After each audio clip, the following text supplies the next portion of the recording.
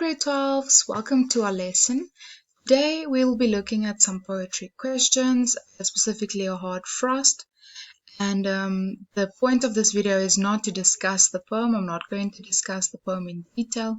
There are many other lovely resources that you can use for that. For example, this one that you can see in front of you. This is on Google Classroom. This is a very useful resource because it summarizes the key things that you have to know. So for every poem, remember that you have to study theme, tone, structure, imagery, diction, mood, those things. And this one sets it out very nicely for you. You can see there is a section for imagery, there is about the poet section, and then it explains each figure of speech. It has the structure, themes, tone, mood, diction. So it would be a good idea to start here and go through the poem and make sure you understand every line of it and all the key words for the poem. But let's have a look at the questions. So this question paper, it comes from February to March 2018. If you want to also have a look at it on your own. So the first question says, refer to line 1. A frost came in the night and stole my world. What impression of the frost is created in this line? So we see that it's worth 2 marks. And what we have to remember in this line, frost is being compared to a person, so personified, because it's stealing the poet's world. And so what happens in this poem is that the poet wasn't expecting the snow, and it happened overnight, so it completely changed the landscape. And what impression? Impression, the word means, when you meet someone or you see something for the very first time, you have a certain, you think about it in a certain way, or you have a certain judgment. So frost is personified and it's being compared to a person, a thief. So how would one feel if you saw a thief in your home? It would obviously be a negative thing. So impression that the poet creates is a negative impression, right? So the answer is personification, because the frost is being compared to a thief. It's disturbing, it's threatening. So think of negative words associated with a thief. It suggests that frost works silently and stealthily, taking that which does not belong to it, like a thief. They come to your house and then they take things that don't belong to them. How do you feel about it? You're not happy about it. You could be scared of it. So all of those feelings for 2 marks. Question 3.2, refer to line 3, image of spring, brilliant to be true. How do these words contribute to your understanding of the speaker's feeling? So what do they want? 2 marks. How do these words? So you have to explain the word, image of spring, too brilliant to be true. Explain the meaning of those words, and then how do they show the poet's feelings? All right. And we know image means a picture. So the poet is saying that it's a fake spring. And when something is too brilliant to be true, it means that it's too good to be true. And if you ever say, oh, it's too good to be true, it means you don't trust it. You suspect that something is, it seems perfect, but something might go wrong, or there's a secret or something along those lines. So the speaker doesn't trust this perfect image of winter or the transformation. It's good to be true. While the speaker is delighted at the transformation of this world from the bleak, harsh land of winter, he is equally pensive in that he knows that the transformation is temporary, or, it will fade. He doesn't trust it because it seems beautiful, but as soon as frost melts, it's going to return to that bleak winter landscape with everything. Everything's just dead. Refer to line 3, lines 11 to 14, Mockery, spring, aconite, and snowdrop. discuss how the imagery in these lines convey the speaker's tone. So you have to describe the imagery. So imagery means the picture that's created for us, and how does the picture show the tone. So if we go back to our document, we can go back and see what the tones were: distrustful, uneasy, disapproving, and at the end it is a more satisfactory tone, more positive, hopeful tone. So those are the tones. And how does this image show the tone? So mockery spring, if you mock something, it means you make fun of it. And what the poet was saying here was that picture of spring being beautiful, and spring lends winter a bridal gown. It's not a literal bridal gown, it is snow, and it looks white like a wedding dress.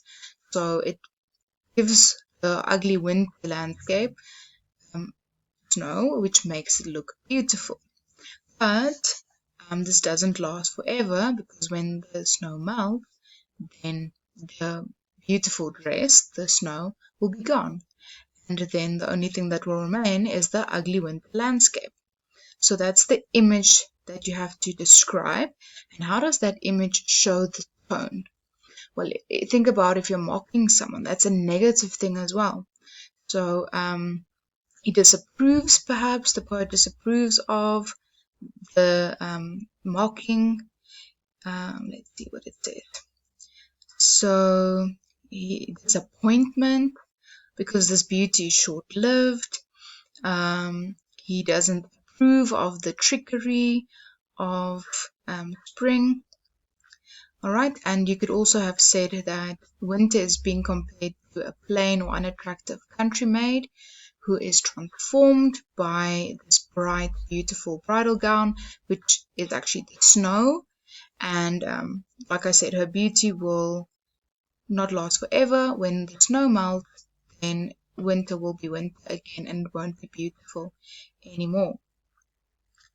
Next line. Let's go there. So, refer to lines 17 and 19, but below are future breathe. Comment on how these lines capture the central idea of the poem for 3 marks.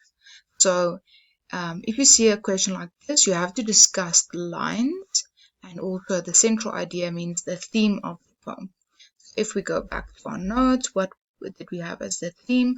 The theme was about appearance versus reality, about personal growth and development.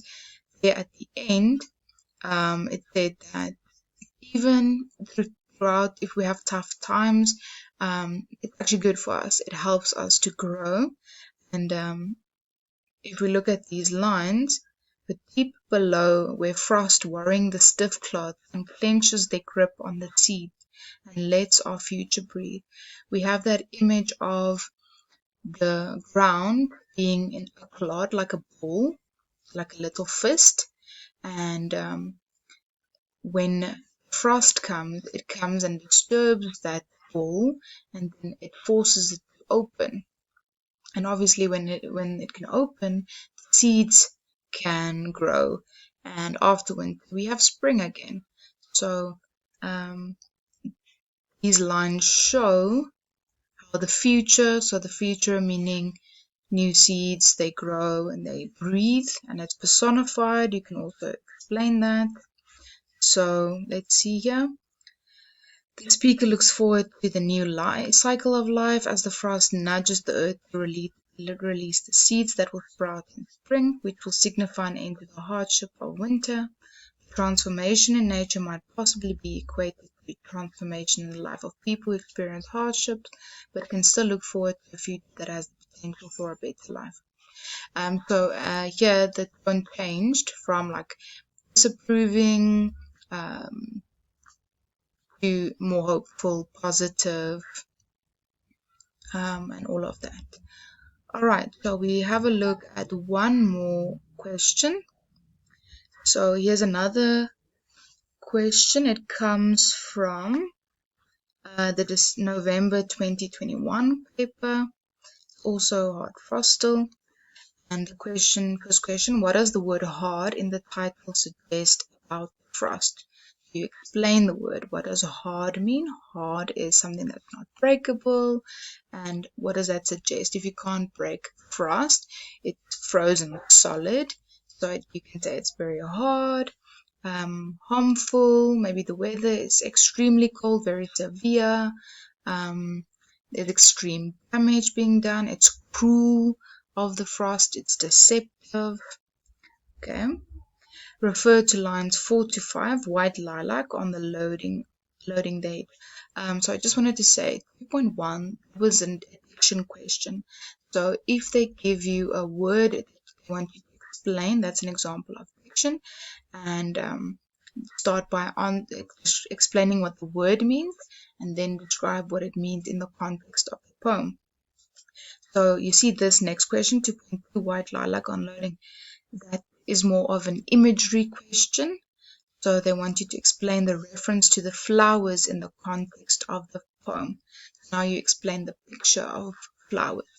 So throughout the whole poem, we don't really have, obviously it's winter, so the poet is not really talking about real flowers. Frost makes certain things appear like flowers, and that is the context. So the frost gives a fake appearance of flowers, of beauty, in the poem. Next question.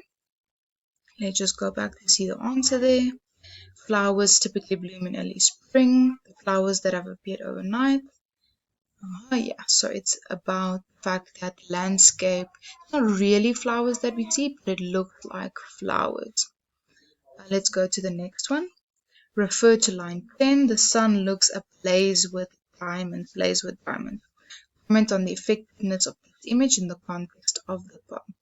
So, interesting word choice there. So again, you must describe the image that we have here. So, blaze, you can start with describing the word, means like a fire, very hot. And it's kind of contradictory because it's snow. How can snow be on fire? But so the poet wants to emphasize something. He wants to show the intensity or the way that the sun creates like a light on the snow. So the frost is complete diamond because it is hard and sparkles when the light strikes. The fields suddenly grow or blaze, lighting up the scene as if a fire has broken out. The image conveys the transformation of the dreary winter landscape into a magical, precious wonderland which dazzles the eye. Alright, so that's a nice image. And the last one for this one, refer to lines 17 to 19, but below are few to breathe. You see that it was kind of repeated already in the first question also. Critically discuss how the diction in these lines convey the speaker's message about the cycle of life. So the poet felt that all the winter or the frost actually contributes to helping the new seeds, new things bloom and blossom, because it forces the ground to unclench its fists metaphorically, and then that creates a new life. We can go here. Let's see the tone here. The scene is a metaphor for quiet personal growth that people undergo in adversity. Much of what we see as beautiful or worthy is actually an illusion. Yeah, so it was about how, although it's winter and everything seems to have died, or there's still underground, we don't see the transformation that is happening, but things are happening, and then eventually it will be spring. The hardship will be over. It is hopeful after bad things, good things come again. Alright, so those were a few questions.